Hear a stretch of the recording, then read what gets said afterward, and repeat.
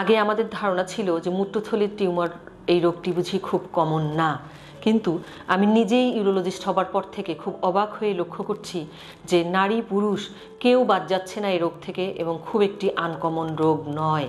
যে সকল টিউমার মূত্রথলিতে হয় তার বেশিরভাগই কিন্তু ক্যান্সার জাতীয়।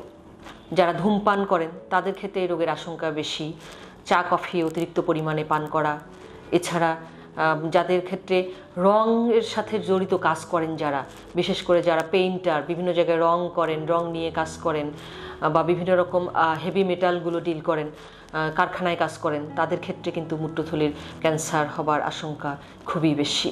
মূত্রথলির ক্যান্সারের প্রথম এবং প্রধান উপসর্গ হচ্ছে প্রস্রাবের সঙ্গে রক্ত যাওয়া, এবং এই রক্ত যাওয়াতে কিন্তু সাধারণত ব্যথা থাকে না। রোগীরা বলেন যে আমার কোনো অসুবিধা নেই, হঠাৎ করে দেখছি প্রস্রাবের সঙ্গে রক্ত যাচ্ছে। শুধু রক্তই নয়, রক্তের চাকা চাকা বা দলা যাকে আমরা বলি সেটি যায়, কখনো কখনো মাংসের টুকরার মতো যায়। সেটি হলো যে টিউমারের কিছু অংশ অনেক সময় ক্ষয়ে পড়ে বা খসে পড়ে আমরা বলি, সেখান থেকে সেটি প্রস্রাবের সঙ্গে বেরিয়ে যায়।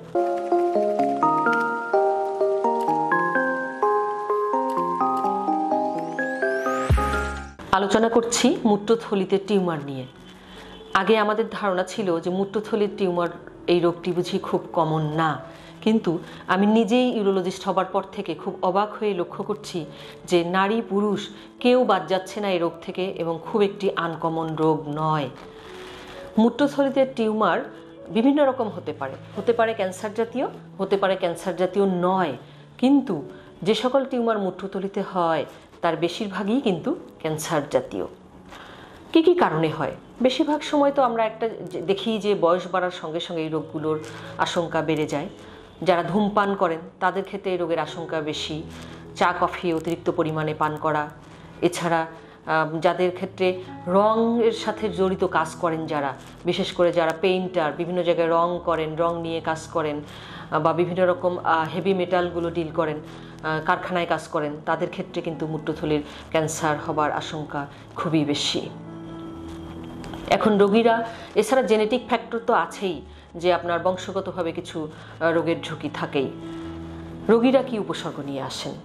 মূত্রথলির ক্যান্সারের প্রথম এবং প্রধান উপসর্গ হচ্ছে প্রস্রাবের সঙ্গে রক্ত যাওয়া, এবং এই রক্ত যাওয়াতে কিন্তু সাধারণত ব্যথা থাকে না। রোগীরা বলেন যে আমার কোনো অসুবিধা নেই, হঠাৎ করে দেখছি প্রস্রাবের সঙ্গে রক্ত যাচ্ছে। শুধু রক্তই নয়, রক্তের চাকা চাকা বা দলা যাকে আমরা বলি সেটি যায়, কখনো কখনো মাংসের টুকরার মতো যায়।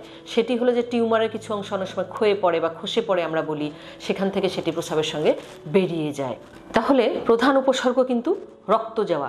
শুরুতে কিন্তু কোনো ব্যথা থাকে না, তবে যদি এই ক্যান্সারই অনেক বেশি অ্যাডভান্স হয়, যেটি মূত্রথলির দেয়ালকে ধরে চারপাশের অন্য স্ট্রাকচারকে ধরে ফেলেছে, তখন কিন্তু তলপেটে ব্যথা বা পিছন দিকে ব্যথা, কোমরে ব্যথা, এগুলো অনেক উপসর্গ নিয়েও রোগীরা আসতে পারে।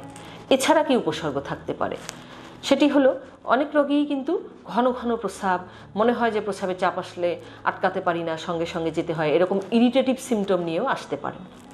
যদি এই ক্যান্সার ছড়িয়ে যায় অনেক অবহেলা করার কারণে, তখন রোগীরা কাশির সঙ্গে রক্ত যাওয়া, অথবা অনেক সময় হাড়ে ব্যথা, কোমরে ব্যথা, এগুলো নিয়েও আসেন, বা জন্ডিস নিয়েও আসতে পারে, খাওয়ার অরুচি, এসব। কি করব? যে কোনো মানুষ যাদের প্রস্রাবের সঙ্গে রক্ত যাচ্ছে কিন্তু কোনো উপসর্গ নেই, আপনারা চিন্তা করবেন যে কোনো ক্যান্সার জাতীয় রোগ শরীরে থাকতে পারে, বিশেষ করে বয়স যদি বেশি হয়। অবহেলা করবেন না, ইউরোলজিস্টকে দেখান, উনি প্রস্রাব পরীক্ষা করতে দিবেন, হয়তোবা যেহেতু রক্ত যাচ্ছে একটি সিবিসি পরীক্ষাও আমরা দিয়ে থাকি রক্ত শূন্যতা হয়ে গেল কিনা দেখবার জন্য, আর একটি আলট্রাসনোগ্রাম প্রস্রাবতন্ত্রের আলট্রাসনোগ্রাম করলেই কিন্তু ধারণা পাওয়া যায় টিউমার কোথায় আছে, কোন দেয়ালে আছে, মূত্রথলির কতটুকু সাইজ, কিছুটা ধারণা আমরা পেয়েই থাকি। এছাড়া কখনো কখনো প্রস্রাবের সাইটোলজি নামক এক ধরনের পরীক্ষা আমরা বলি, ক্যান্সার সেল দেখবার জন্য, সেটিও দেয়া হয়। এখন আসি, যদি এতেই ধরা পড়ে যে টিউমার, পরবর্তীতে আসলে শুরুতেই খুব বেশি পরীক্ষা করবার প্রয়োজন পড়ে না, তবে কিছু চিহ্ন যদি আমরা পাই, যেমন ধরেন মূত্রথলিতে টিউমার আছে যেটি কিডনির নালীকে ইনভলভ করে কিডনিকে ফুলিয়ে ফেলেছে বা কিডনির নালীকে ফুলিয়ে ফেলেছে, তখন কিন্তু আমরা সিটি স্ক্যান দিই। বা যদি আমরা চিন্তা করি যে না এটি অ্যাডভান্স কেস, দেরি হয়ে গেছে, আরও হয়তো এক্সটেনশন থাকতে পারে, তখন আমরা সিটি স্ক্যান করতে দিই। এরপর আসি যে যদি আপনার মূত্রথলিতে ক্যান্সার বা টিউমার পাওয়া যায়, চিকিৎসা কী? চিকিৎসা হলো, প্রথম চিকিৎসা হলো আগে কনফার্ম হতে হবে যে এটি ক্যান্সার বা এটি ক্যান্সার নয়। তার জন্য কি করি আমরা? প্রস্রাবের রাস্তায় যন্ত্র দিয়ে ঢুকে আমরা মূত্রথলি চেক করি।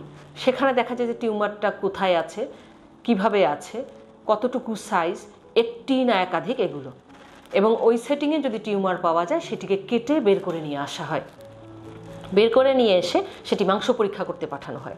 যদি ক্যান্সার জাতীয় টিউমার আসে তখন চিকিৎসা নির্ভর করবে দুটি বিষয়ের উপর। একটি হচ্ছে যে ক্যান্সার হলে এর গ্রেড কীরকম, আরেকটি হচ্ছে শুধুমাত্র এই মূত্রথলির যে ভিতরের লেয়ার আছে সেখানেই এটি সীমাবদ্ধ, নাকি এটি মাংসপেশিকে ধরেছে মূত্রথলির।